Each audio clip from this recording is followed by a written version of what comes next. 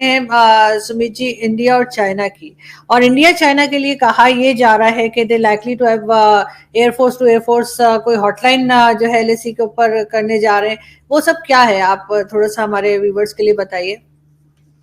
देखिए आरजू जी, मैं थोड़ा रेफरेंस लूंगा अपने लास्ट वीडियो जो हमने आपके साथ किया था, तो उसमें हमने ये डिस्कस किया आरजू जी कि ये जो देखिए एलएसी के पास एक से जो एलएसी है उसके 10 किलोमीटर इधर और 10 किलोमीटर उधर एक जोन होता है, इसे कॉन्फ्रेंस बिल्डिंग जोन कहते हैं, क्योंकि आप उसमें अपने जहाज नहीं लाएंगे, उसके आसपास नहीं लाएंगे, मतलब एलएसी पे ही नहीं, 10 किलोमीटर इधर और 10 किलोमीटर उधर। अब देखिए जहाज के लिए 10 किलोमीटर की दूरी एक फाइटर जेट के लिए कुछ नहीं होता, it's a fraction of a second rather. अब उसमें क्या होगा, अगर आप यही कॉन्सेप्ट देखेंगे, ताइवान में भी एक मीडियन लाइन थी जो 12 माइल्स फ्रॉम ताइवान कोस्ट थी, कि आप उसके पास ना आपका जहाज आएगा, ना आपका हवाई जहाज आएगा, ना आपका समुद्री जहाज आएगा। ये एक मतलब बफर जोन सा मान सकते हैं इसको, आसान टर्मों में समझा जाए। अब क्या चाइनीज कर रहे थे, ये पीछे बार बार J8 और J12 उड़ा रहे थे। अब J8 और J12 बेसिकली क्या है, जो जैसे हमने लास्ट टाइम डिस्कस किया था, it is a Chinese version of MiG-21। MiG-21 को पुराना बताते तो खुद समझ लीजिए चाइनीज MiG-21 कितना पुराना और कितना आउटडेटेड है। और J12 को इन्होंने काफी साल तक ग्राउंड भी किया था। It's a very unreliable machine. अभी उनको क्या उड़ा रहे हैं, ये आपने अगर देखा होगा, जो मैंने आपको प्रेडिक्ट किया था, ये केवल एक चीज के लिए उड़ा रहे हैं। जब ये उड़ाते हैं उस जोन में ले आते और वापस निकल जाते हैं। कारण क्या है, ये एलएसी के पास तक नहीं लाते, उस जोन में आते हैं, हमारी तरफ नहीं आते, पर उस जोन में जहां हमने एग्री किया हम नहीं फ्लाई करेंगे वहीं फ्लाई करते हैं। अब ये वापस क्यों जाते हैं? वापस ये जाते हैं कि इन्हें ये चेक कर लो था कि इंडिया की तैयारी कितनी है, इंडिया के पास जहाज कौन सा है, इंडिया कितनी देर में अपना जहाज ऊपर कर लेता है, किस तरह का जहाज आता है। ये ढूंढ रहे राफेल को। मैं आपको सच बताऊं, ये ढूंढ रहे राफेल को, हम राफेल उड़ा नहीं रहे। जैसे मैंने लास्ट टाइम बताया था, मिराज 2000 और जैगवार उड़ा रहे। मिराज और जैगवार के बारे में इन्हें मोटा मोटा सब स्पेक्स पता है। बट एक और चीज होती है आरजू जी, इन प्लेनों को विद एवरी टाइम अपग्रेड किया जाता है। अपग्रेड में इसके पास नई कौन सी चीजें आ गई, इसका रडार की रेंज कितनी बड़ी, इसमें कौन सा नया वेपन सिस्टम आ गया, और ये अपग्रेड बहुत महंगे होते हैं। It might be even equivalent to 100% of the cost. अच्छा, ये अपग्रेड अब कस्टमाइज्ड होता है। अपग्रेड ऐसा नहीं होता कि हर एक चीज में होगा, एक बेसिक चीज हर एक में होगी, उसके बाद जो अपग्रेड कराओगे वेरी स्पेसिफिक होते हैं। जैसे सुखोई MK-31, मैक 31 कहते हैं, सुखोई MK-31, वो सिर्फ इंडिया के लिए बनाता है, रशिया और किसी को नहीं देता। उसके जो भी फीचर्स है they are very specific to Indian air force demand. वैसे जो हमने इनमें अपग्रेड्स कराए वो हमारे लिए, हमारे स्पेसिफिक नीडों के हिसाब से कराए। तो एक तो इन्हें पता लगता कि इसमें जैसे अगर हम कितनी जल्दी ऊपर आते तो हमारे रडार सिस्टम कितने ज्यादा है, कितनी दूर से हम चाइना का प्लेन पकड़ पाते, तो हमारा जो रडार सिस्टम नया है वो 500 किलोमीटर का, 200 किलोमीटर या 800 किलोमीटर का, हमारे नए वेपन सिस्टम्स क्या, हमारे सेंसर सिस्टम कैसे चलते हैं। इस सब चीज का आकलन करने के लिए बार बार इन्हें डिक्वाइज कहते हैं या बोगीज कहते हैं, इनको बार बार ये उड़ाते हैं ताकि हमें मिले। और अब हमारे वहां तो S-400 की जो नई बैटरी आ रही है, जो आ रही है आजकल शिपूरी, वो भी वहां लगेगी।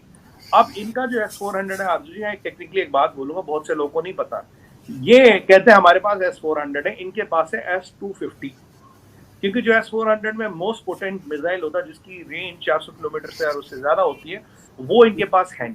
वो रशिया ने इनको दिया नहीं है। इनके पास दो मिसाइल की 50 के आसपास की रेंज होती है, एक की 250 किलोमीटर के आसपास की रेंज होती है, इनके पास वो है जो ज्वेल इन द क्राउन कहते हैं जिसको, जिसमें 400 किलोमीटर इंटरसेप्शन की पावर होती है। और उस मिसाइल में उसमें प्रॉक्सिमिटी फ्यूज भी होता है कि एक दूरी पे आने के बाद टारगेट को खुद फटता है, मतलब अगर टारगेट निकल भी जाए तो खुद फट जाता है, तो टारगेट को लेके उठता है। वो इनके पास है नहीं। क्योंकि जब ये बात हुई थी ना S-400 देने की, तो रशिया में बहुत बात हुई थी, यार इनको दो, ये तो हर चीज रिवर्स इंजीनियर कर लेते हैं, ये तो हम इसकी कॉपी बना लेंगे। तब रशिया ने कहा था जब तक ये इसकी कॉपी करेंगे तब हम S-2000 पे पहुंच जाएंगे, आउटडेटेड हो गया होगा। पर as a safety Russia did not give them the jewel in the crown of S-400। ये इंपॉर्टेंट चीज है यहाँ पे।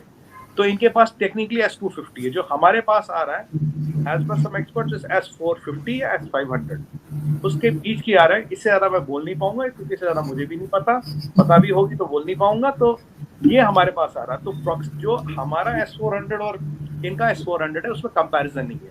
मोटी मोटी बात मैं इतनी जरूर आपको बता सकता हूँ, टेक्निकली उसमें कोई कंपैरिजन नहीं, इसीलिए इनको लग रहा है डर। इनको पता जैसे वो S-400 वहां लेगा, इनका जो S-400 है वो S-250 है। इसलिए ये बार बार ये डेकोय प्लेन्स उड़ा रहे हैं कि ताकि हम इसमें एसेस कर सके इंडिया का कहाँ रडार है, कितना है, इनके रेस्पॉन्स टाइम क्या। और इन्होंने अभी एक और चीज भी बोली, उन्होंने बोला है कि इंडिया का response time is improved.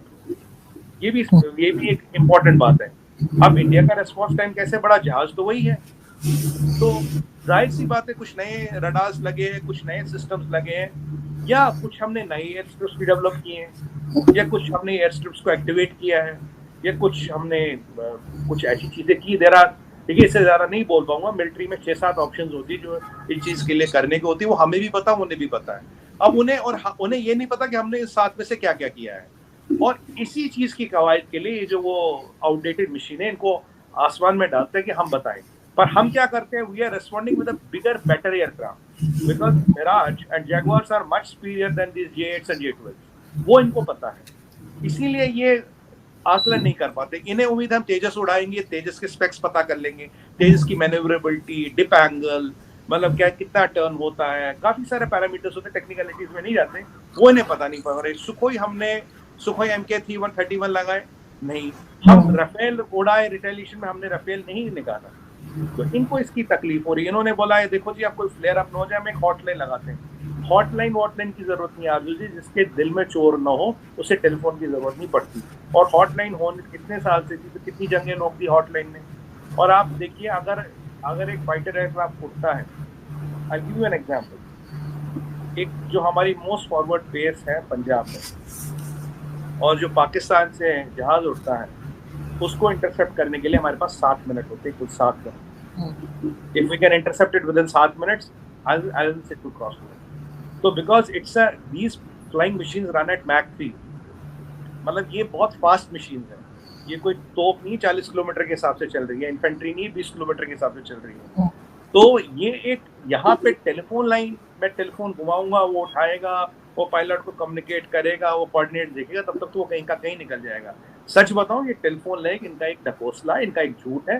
They want to cover their tracks, इनको अपने जो इनकी हमाकत है उसको कवर करने की कवायद है, और कुछ नहीं है। बिकॉज एयरफोर्स में हॉटलाइन काम नहीं करती, ये टैक में काम करेगी, इन्फेंट्री में काम करेगी। बट जहाँ स्पीड इतनी ज्यादा नहीं है, जब आप ये सुपरसोनिक जेट्स को उड़ा रहे हो 10 किलोमीटर का, आप देखिए, if you are going at maybe 1000 kilometre per hour, 10 kilometre पार करने में आपको कितना टाइम लगेगा? Hardly a minute, half a minute, उससे भी कम। तो telephone line do you think is a viable option? ये आंखों का धोखा है, ये बेवकूफ बनाने की एक और कोशिश है। पर इनको लगता है, अब आरजू जी दिक्कत क्या है ना, जब आदमी को अपने पे गुमान हो जाए, जब खुद से झूठ बोलने लगे, मैं फिर वही चीज बोलूंगा। देखिए 4 फुट की हाइट है इनकी, 4 इंच का दिमाग है। इस 4x4 की दुकान में, एक लिमिटेड सामान आएगा, उसी के हिसाब से सोचते हैं, उतना ही चलते हैं।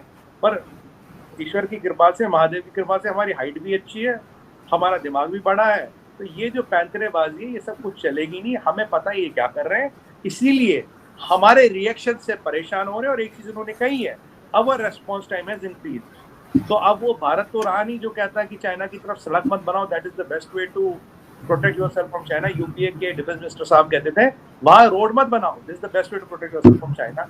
अब इनको हमारी ना तैयारी समझ आ रही, ना हमारी स्ट्रेटजी समझ आ रही। Neither they are able to understand our preparedness, neither our strategy.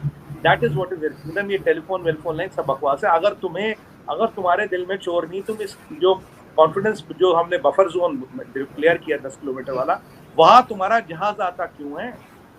क्योंकि जहाज हमेशा ग्राउंड से कनेक्टेड होता है, उसके पास एक मैप होता है, उसके पास कोऑर्डिनेट्स होते हैं, वहां आने का तो उसका मतलब ही नहीं है। पर अच्छी बात यह है कि उनकी उम्मीद से ज्यादा, उनकी इमेजिनेशन से ज्यादा, उनके सोचने के दायरे से बड़ा तैयारी हमारी ग्राउंड पे, जो हमारा टाइम टू रिएक्ट बताती है। अब ये उनको डिसाइड करना है, ये 7 चीजें जो होती है मोटी मोटी, उनमें से हमने क्या क्या किया, कितना कितना किया है, और कब कब कर लिया, और उनको पता भी नहीं लगा। हमने ये चीजें कर ली है, बड़ी अच्छी बात है। हमारा एक सरदार भाई था, गुरतेज सिंह या गुरमेल सिंह, माफ कीजिएगा, ईश्वर उनकी आत्मा को शांति दे, वो गलवान में शहीद हुए थे, मुझे नाम याद नहीं। उन्होंने 12-13 चीनियों की तो गर्दनें तोड़ तोड़ के फेंक दिया था। उनको हमने अवार्ड दिया, उनका नाम है, उनको हम सलाम करते हैं। तो देखिए हाइट और बिल्ड का यहाँ फर्क पड़ता है, कई दिल जिगर वाली भी बात होती है। ग्राउंड पे पड़ता है, डेफिनेटली ग्राउंड पड़ता तो है, देखिए फर्क पड़ता तो है। अब ये कहीं ना कहीं इनके ये लिमिटेशन है, इसीलिए इन्होंने आज तक सामने से कहीं किसी पे हमला नहीं किया। 43 साल पहले इन्होंने वियतनाम में लड़ाई लड़ी थी, वहां वियतनामियों ने इन्हें पछाड़ दिया।